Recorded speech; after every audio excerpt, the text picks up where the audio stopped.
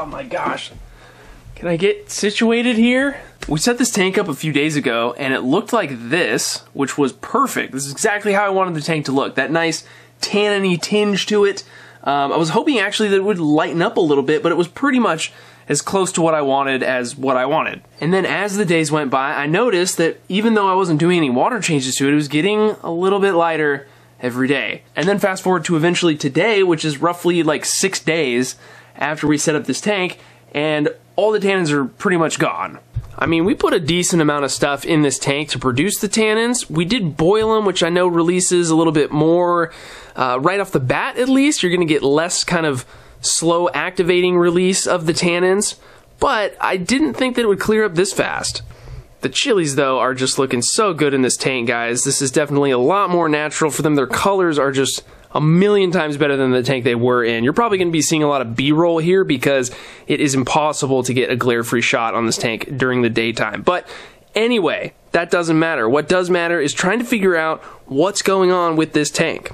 And full disclosure, I haven't gone online to look up any of this stuff, so this is me just guessing about what's happening right now. So there could be a few things happening, and they could be all happening at once. Tannins are a collection of molecules that are going to come off of natural stuff like barks and wood, things like that. The most notable compound in there is going to be tannic acid, which is one of the reasons why when you put these things in your tank, that your pH is dropped. But it's a collection of molecules. Tannic acid looks like this. As you can see, it's a pretty big molecule. It has a lot of helical structure to it, and it's going to be responsible for absorbing light, and that's one of the reasons why it has this effect on the aquarium where you get a darkening of the water. And so I'm thinking to myself, okay, my tannins are disappearing, obviously, because I'm not producing any more tannins from the wood. Like, there isn't really enough of a constant source of them to keep the water that way. But what's happening to the molecules that are in there that cause it in the first place? Where are they going? Are they being consumed by bacteria or other microorganisms? Maybe. But if you look into tannins, you know that they're kind of like an antimicrobial, so it doesn't really make sense for there to be a bunch of microbes chewing on them and eating them and getting them rid of that way, but it could be possible. Another thing that could be happening is that the light that hits this tank from the light fixture and from the outside light is just degrading the molecules. Like, their half-life is short and they're just being destructed that way. Another thing could be that they're just degrading like that regardless of the amount of sun or light that's hitting them. Not sure, haven't looked it up yet. But yeah, I'm just kind of surprised at how quickly it resolved itself, because you hear so much about people that, they add certain woods or too much wood to their aquarium and they have problems with tannins. Whatever they do, they can't get rid of them. And then me, I want them, and they just naturally get rid of themselves super fast from my tank. And no, I don't have any activated carbon or purigen or anything that would chemically alter the color of the water.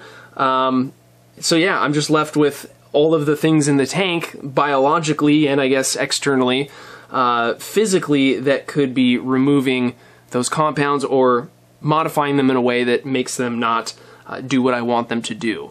If you know, leave it in the comments. I'm going to go Google this and try and find an answer, and maybe we can talk about it a little bit later in the video, and I'll have an answer for you, hopefully.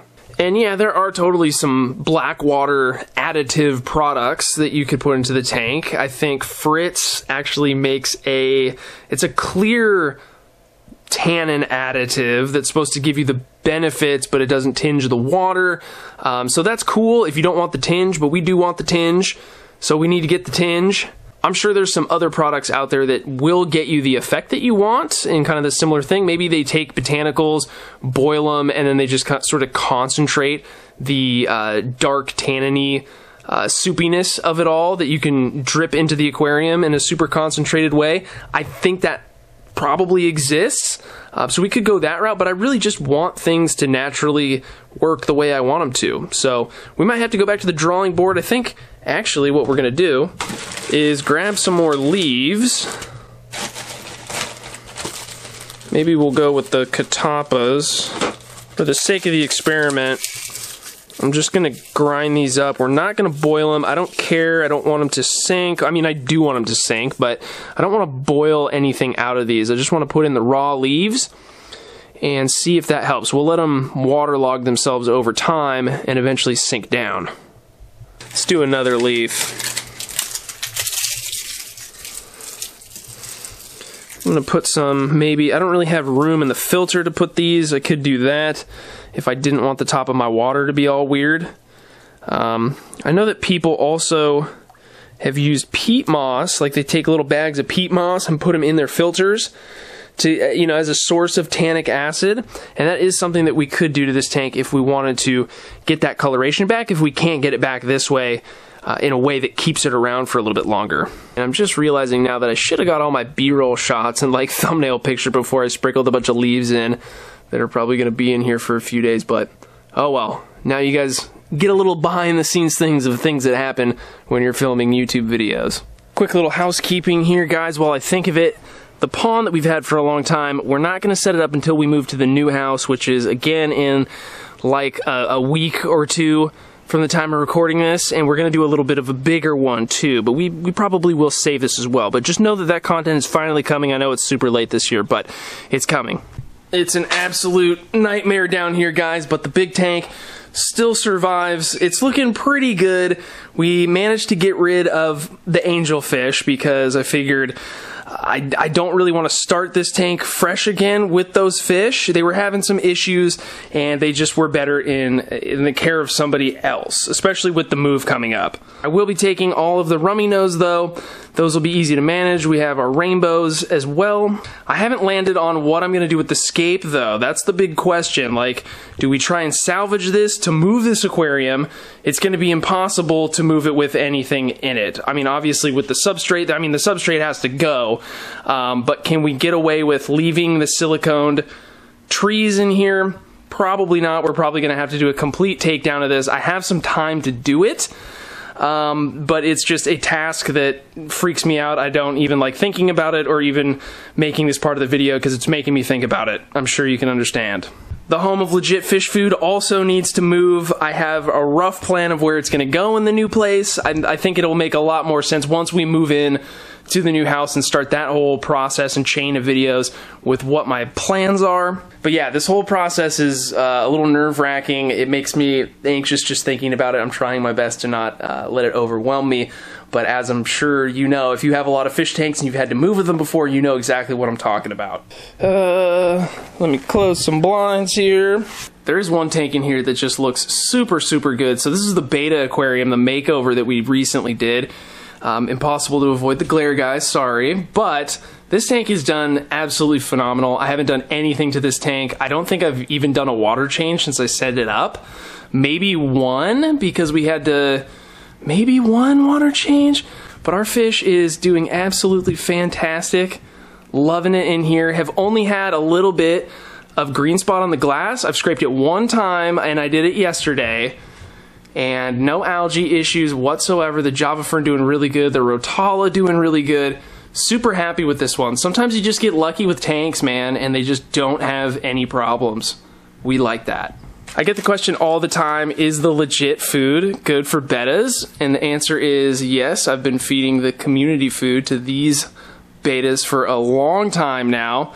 It's pretty much their primary food. I do go and feed them some mushed up bloodworms from time to time, but this is the primary food that they get, and they do absolutely fantastic with it.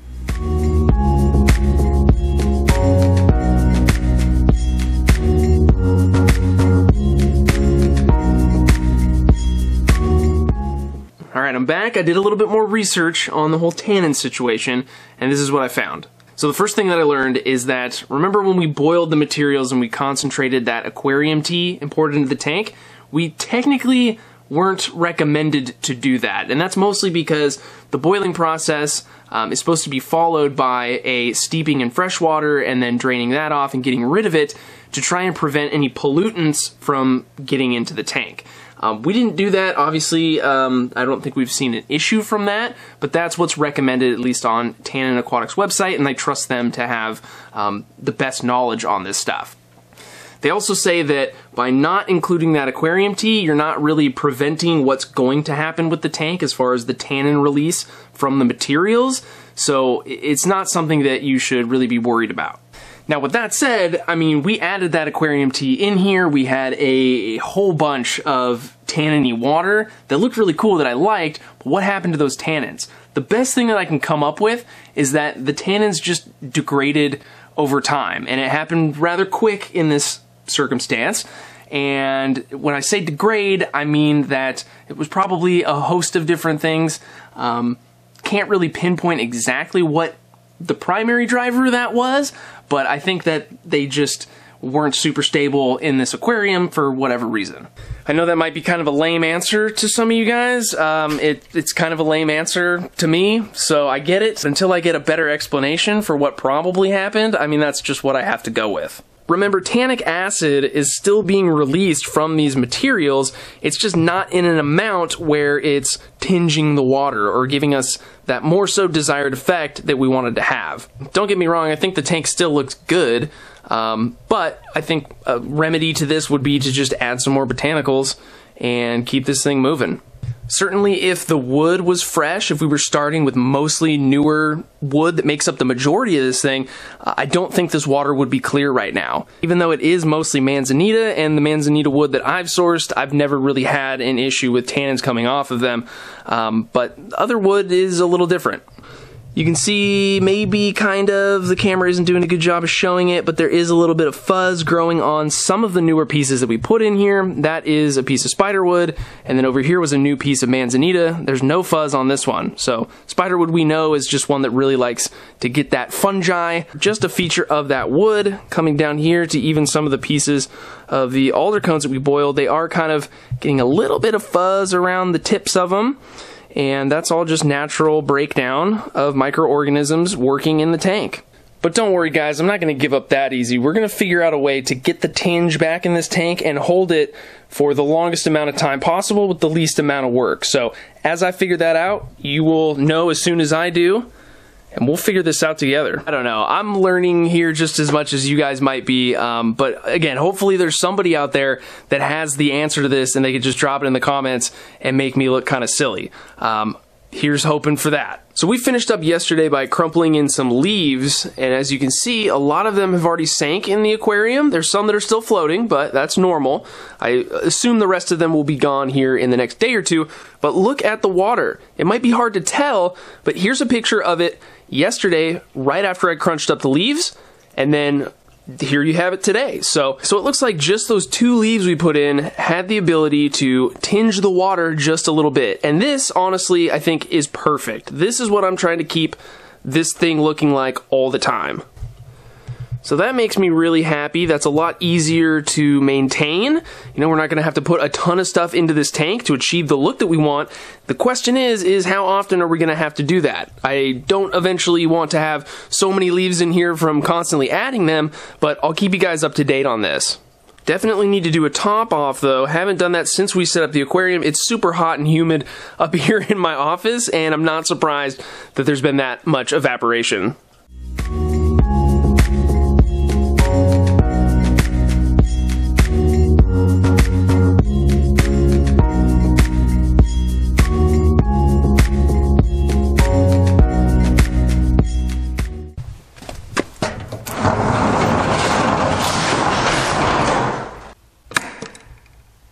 I wonder how bad it echoes in here right now.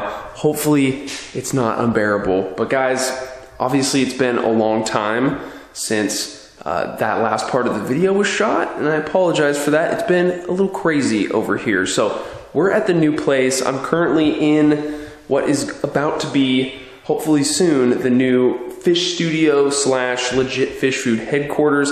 Haven't really decided how much space I'm gonna dedicate to what yet, but this is where I'm at. You may have seen a little bit of this in some shorter form content, but this is the shed that is much more than a shed. It's got a pad, it's got electrical. We had to redo the electrical. We had to cut open the walls and move all the outlets down to the bottom. I don't want to talk too much about this space right now. Just wanted to give you guys a little update on the things that are going on in between, you know, the super sparse video content, but hopefully, I've been saying it for a really long time, I know this, but hopefully here pretty soon we can get back to some regular content for you and that's the last I'm gonna mention it because I know it's probably super annoying at this point. I think that's pretty much it for this video, guys. Wish me luck. I got a ton of work to do. I still have to move all my tanks, but it's gonna be happening here pretty soon, and I'm excited for what the space is gonna bring. I hope you are too. All right, guys, we'll see you next time.